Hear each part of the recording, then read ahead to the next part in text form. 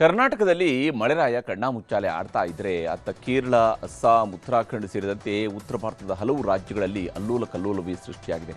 ಪ್ರವಾಹದಲ್ಲಿ ಸಿಲುಕಿ ನೂರಾರು ಮಂದಿ ಪ್ರಾಣ ಬಿಡ್ತಾ ಇದ್ದು, ಪ್ರಾಣ ಉಳಿಸಿಕೊಳ್ಳೋದಕ್ಕೆ ಪರದಾಡ್ತಾ ಇದ್ದಾರೆ. ಕರ್ನಾಟಕದ ನೆರೆ ರಾಜ್ಯ ಕೇರಳದಲ್ಲಿ ಮಹಾಮಳೆಯೇ ಸುರಿತಾ ಇದೆ. ಧಾರಾಕಾರ ಮಳೆಯಿಂದಾಗಿ ಹಲವು ಜಿಲ್ಲೆಗಳ ಜನ ಪ್ರವಾಹದಲ್ಲಿ ಬದುಕು ನಡೆಸಬೇಕಾಗಿದೆ. ವಿವಿಧ ಜಿಲ್ಲೆಗಳಲ್ಲಿ ಪ್ರವಾಹಕ್ಕೆ ಸಿಲುಕಿ 26 ಮಂದಿ ಮೃತಪಟ್ಟಿದ್ದಾರೆ. ಬರೋಬ್ಬರಿ 27,000ಕ್ಕೂ ಹೆಚ್ಚು ಜನರನ್ನು ಸುರಕ್ಷಿತ ಸ್ಥಳಗಳಿಗೆ ಸ್ಥಳಾಂತರಿಸಲಾಗಿದೆ. ಪಟ್ಟಣಂತಿಟ್ಟ, ಕೋಟ್ಟಾಯಂ ಮತ್ತು ಇಡುಕ್ಕಿ ಜಿಲ್ಲೆಗಳಲ್ಲಿ ಇವತ್ತು ರೆಡ್ ಅಲರ್ಟ್ ಘೋಷಿಸಲಾಗಿದೆ. ಇದಲ್ಲದೆ ಕೊಲ್ಲಂ, ಆಲಪ್ಪುಳ, ಎರ್ನಾಕುಲಂ, ಕಣ್ಣೂರು ಮತ್ತು ಕಾಸರಗೋಡು ಜಿಲ್ಲೆಗಳಿಗೆ ಆರೆಂಜ್ ಅಲರ್ಟ್ ಅನ್ನು ನೀಡಲಾಗಿದೆ. ಇನ್ನು ಕಣ್ಣೀರ ಪ್ರವಾಹಕ್ಕೆ ಅಸ್ಸಾಂ ರಾಜ್ಯದಲ್ಲಿ ತಲ್ಲಣವೇ ಸೃಷ್ಟಿಯಾಗಿದೆ. ಪರಿಸ್ಥಿತಿ ದಿನದಿಂದ ದಿನಕ್ಕೆ ಭೀಕರವಾಗ್ತಾ ಇದ್ದು, ಕಳೆದ 24 ಗಂಟೆಗಳಲ್ಲಿ 6 ಜನ ಸಾವಿಗೀಡಾಗಿದ್ದಾರೆ. ಇದರೊಂದಿಗೆ ಭೀಕರ ಪ್ರವಾಹದಲ್ಲಿ ಸಿಲುಕಿ ಪ್ರಾಣ ಬಿಟ್ಟವರ ಸಂಖ್ಯೆ 95ಕ್ಕೆ ತಲುಪಿದೆ.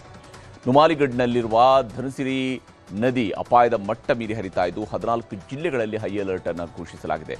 ಗೋಲಾಘಾಟ್, ಲಖಿಂಪುರ್, ಇನ್ನು ಶಿವಸಾಗರ್, ಬಿಸ್ವನಾಥ್, ಧೀಮಾಜಿ ಸೇರಿದಂತೆ ವಿವಿಧೆಡೆಯಲ್ಲಿ 2 ಲಕ್ಷಕ್ಕೂ ಹೆಚ್ಚು ಜನರನ್ನು ಸುರಕ್ಷಿತ ಸ್ಥಳಗಳಿಗೆ ಸ್ಥಳಾಂತರಿಸಲಾಗಿದೆ.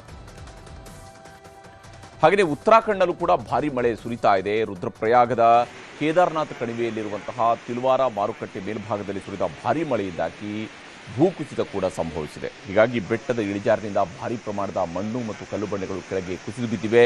ಇದರಿಂದಾಗಿ ಹೆದ್ದಾರಿ ಬಂದ್ ಆಗಿದ್ದು, ಹಲವು ವಾಹನಗಳು ಕೆಸರಿನಲ್ಲಿ ಹೂತು ಹೋಗಿದ್ದಾವೆ. ಹಾಗೆಯೇ ಉತ್ತರ ಪ್ರದೇಶದ ಪ್ರತಾಪ್ಗಢದಲ್ಲಿ ಭಾರೀ ಮಳೆಯಿಂದಾಗಿ ಮಹೋಲಿ ಪ್ರದೇಶದಲ್ಲಿದ್ದ ಹಳೆ ಮನೆಯೊಂದು ಕುಸಿದು ಬಿದ್ದಿದೆ. ಈ ವೇಳೆ ಮನೆಯಲ್ಲಿದ್ದ ಒಂದೇ ಕುಟುಂಬದ 6 ಮಂದಿ ಮೃತಪಟ್ಟಿದ್ದಾರೆ.